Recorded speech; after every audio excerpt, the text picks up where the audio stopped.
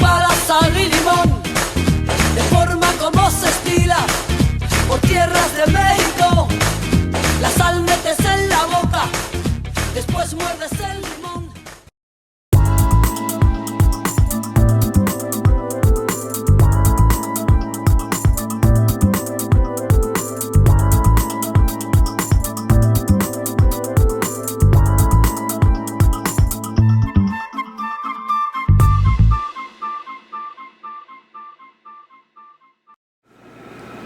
Bien, continuamos y pues estamos en esta recta final, ¿verdad? O en este último corte.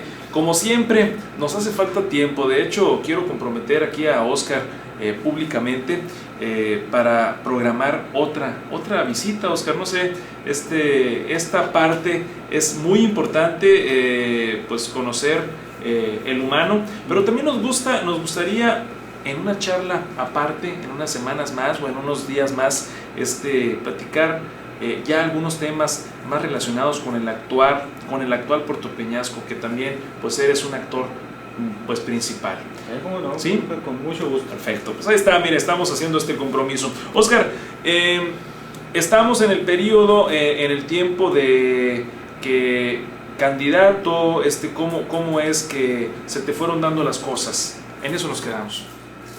O sea, te comenté, yo estaba involucrado en la asociación de hoteles, viajaba mucho, cada mes a un estado diferente de la República. Lo hice por poquito más de un año. Yo asumí la presidencia de la asociación de hoteles por ahí en junio del 93 y tuve que separarme por ahí entre mayo del 94. Entonces me tocó una asamblea nacional de hoteleros muy importante donde nosotros los de Sonora fuimos factor decisivo para poder conjuntar eso en Tabasco, ¿no? Y digo, en aquellos años pues yo tenía muy buenas relaciones con secretarios de turismo, con los subsecretarios, eran muy amigos míos en aquellos años y obviamente lo más importante, o sea, tenía una muy buena amistad y relación con el gobernador en turno en aquellos momentos.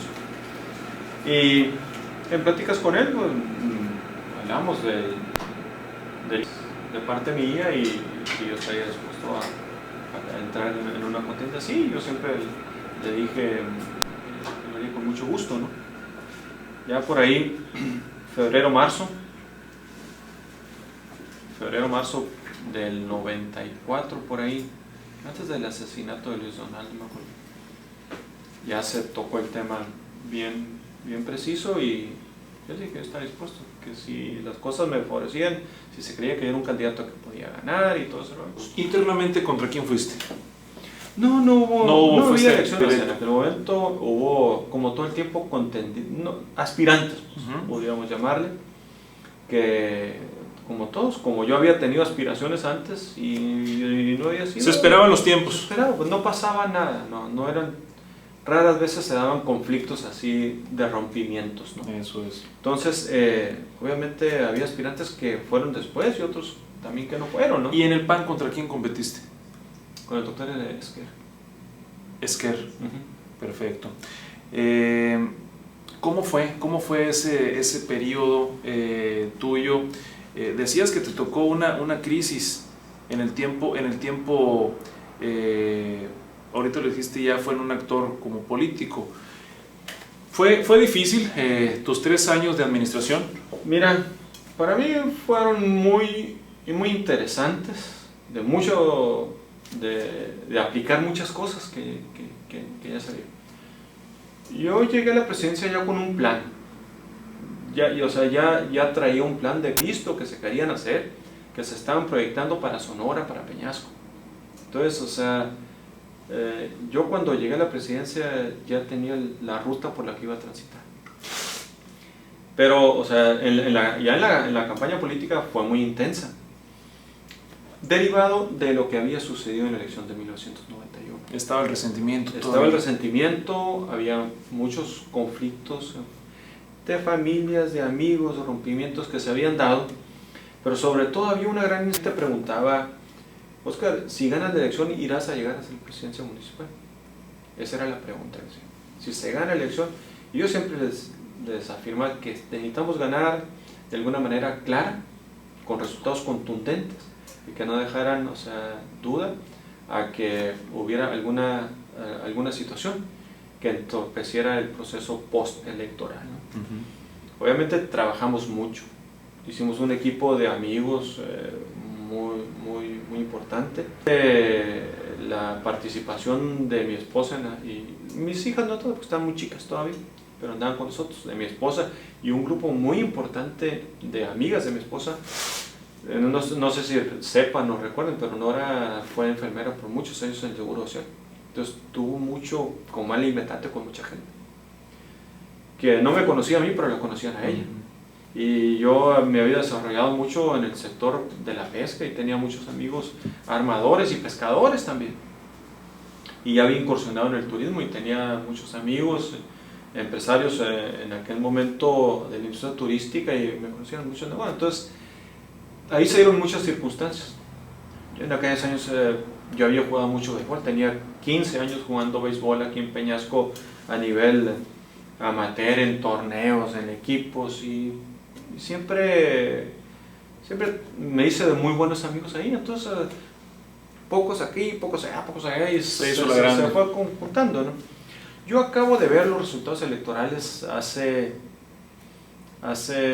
2 días. En aquella elección yo tuve 5.880, 90 votos por ahí. Yo siempre lo cierro en 5.900, fallaron muy poquitos para los 5.900. Y el PAN tuvo 3.800, hubo una diferencia casi de 2.000 votos, 1.900 votos, para ser más preciso. Que era una cantidad muy importante, claro, en aquel momento, ¿no? Entonces, ya con esa imagen, un proceso electoral sin problemas. Ya lo demás fue la transición mucho más tranquila, ¿no? Fernando Martínez terminó, te recuerdas, fue el presidente municipal sustituto. Sí. Y Fernando, aunque como autoridad se mantuvo al margen, yo tuve muy buena comunicación con él para el equipo de transición. Yo siempre le respeté mucho el espacio a Fernando. Por ejemplo, Fernando, el evento, por decir una cosa, el 15 de septiembre es tu último evento como presidente municipal. Yo no voy a asistir, el evento es tuyo. Hubo comunicación. Mucha comunicación, la sigo teniendo con él, lo aprecio mucho. Fernando es muy hombre. Entonces, ya en el 13, yo asumí el día 13 de octubre, fue un periodo muy corto, fuimos un periodo de transición ahí muy corto de presidentes municipales de 3 años con 10 meses. Entonces, ahí ya fue mi evento, ¿no? ¿Quién fue secretario contigo? Empezó el ingeniero Pedro Miguel Romero López. Ajá. Porque traímos un plan económico muy importante y el ingeniero Pedro Miguel es un hombre excepcionalmente capaz en esos temas. ¿Y el tesorero? Lorenzo Cuadras. Lorenzo. Lorenzo sí estuvo todo el tiempo conmigo. Después en la secretaría Pedro Miguel sale por razones de un giro que realmente esto sí fue novedoso. Cuando se empieza a dar los primeros índices del boom turístico de Peñasco, empieza a haber una serie de conflictos, invasiones por aquí, problemas por allá, La Poza, invasiones en los terrenos del camino a La Choya. Entramos en una serie de muchos conflictos legales, porque la gente empezó a decir, oye, esto está empezando a valer mucho dinero. Gente que tenía terrenos por aquí empezó a invadir terrenos por allá, y se invadió parte importante de los terrenos del aeropuerto en aquellos años. Entonces empezamos a entrar en una serie de litigios, conflictos. Necesitamos mucho equipo de abogados. Entonces hubo que hacer esa transición. ¿Y quién entra por Pedro Miguel? Eliseo Morales. Eliseo Morales Rodríguez. Él entra y desde el licenciado Frener al departamento jurídico del ayuntamiento, y ahí entramos en toda esa dinámica, ¿no? Que nos arrastra precisamente la ambición que genera el valor inmobiliario, ¿no? Ya de los terrenos. Oscar, obviamente pues aquí estamos viendo que es un periodo que te toca pues de mucha transición, de muchos cambios en Peñasco. Cada administración se reconoce por algo. ¿Por qué pudiéramos decir que se reconoció tu periodo? O sea, ¿qué hubo que marcar ahí una diferencia? Hay una cosa que es importante, ya lo mencionamos fuera de. Nosotros en el 94 andamos, el plan que yo traía ya lo pusimos en papel, le dimos tiempos y lo hicimos, o sea, lo que era una idea, ya un plan establecido. Ajá. Ya con tiempos, importes, dinero, de dónde ibas a bajar recursos. Obviamente yo tenía en aquellos años muy buenos amigos en la Secretaría de Desarrollo Social, que han estado muy cerca de Luis Donaldo, entre ellos Memo Hopkins. Entonces Memo me ayudó también mucho a mí.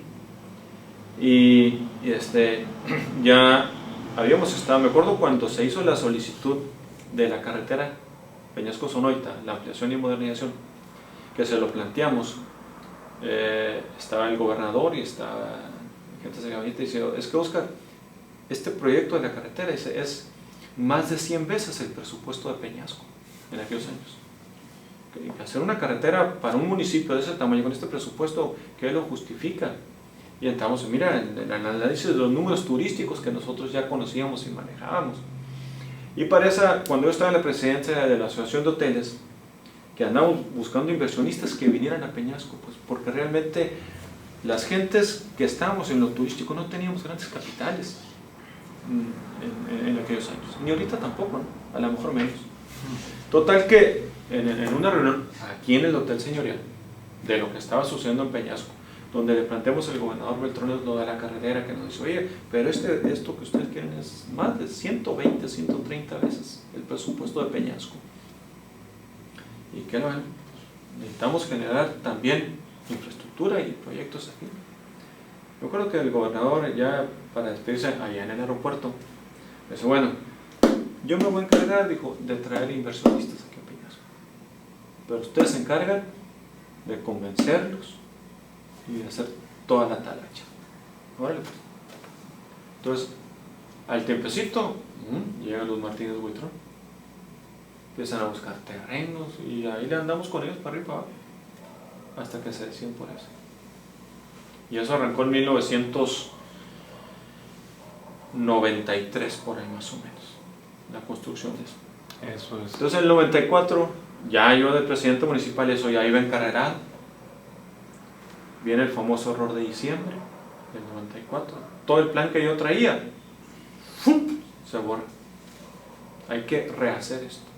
El presupuesto no va a dar, no va a haber recursos, la situación del gobierno federal, empezaron a decir, oye, que quítale, que cámbiale, y nos sentamos los funcionarios a ver qué vamos a hacer, qué tenemos que hacer. Te estoy hablando, el dólar se fue de 3.20 a 7 pesos, el acero, un montón de cosas, o sea, totalmente de repente se nos dice a todos los municipios de Sonora, ¿sabes qué? Ustedes por las condiciones financieras en las que están no pueden solicitar nada de crédito, todas sus líneas de crédito van a ser canceladas, no van a poder solicitar dinero ante Banobras para hacer infraestructura, de donde provenía todo el recurso de los ayuntamientos para infraestructura. Entonces en ese replanteamiento el gobernador, oye, ¿y los planes que traemos? Pues ya se nos cayeron, no nos pueden caer. ¿Qué vamos a hacer? Algo vamos a hacer. Deja que pase esto, en enero, febrero hay que hacer un replanteamiento. En enero y febrero nos dedicamos a hacer toda esa chamba. Y en marzo más o menos arrancamos otra vez. Ya con un esquema más definido. La deuda que tenía el ayuntamiento en aquellos años, hubo que convertir las famosas UDIs, las unidades de inversión, eran intereses más bajos, toda una serie de maniobras financieras que le permitieran al ayuntamiento tener liquidez en aquel momento. Entonces hicimos todos esos replanteamientos, firmamos el acuerdo en una junta de gabinete allá con el gobernador y ahí, o sea, a ver, ahora sí, ¿qué vamos a hacer? Pues mira, está lo del Peñasco del Sol, hay que terminar la carretera. Para ese año, o sea, el presupuesto de la carretera en aquellos años eran 20 y tantos millones de pesos.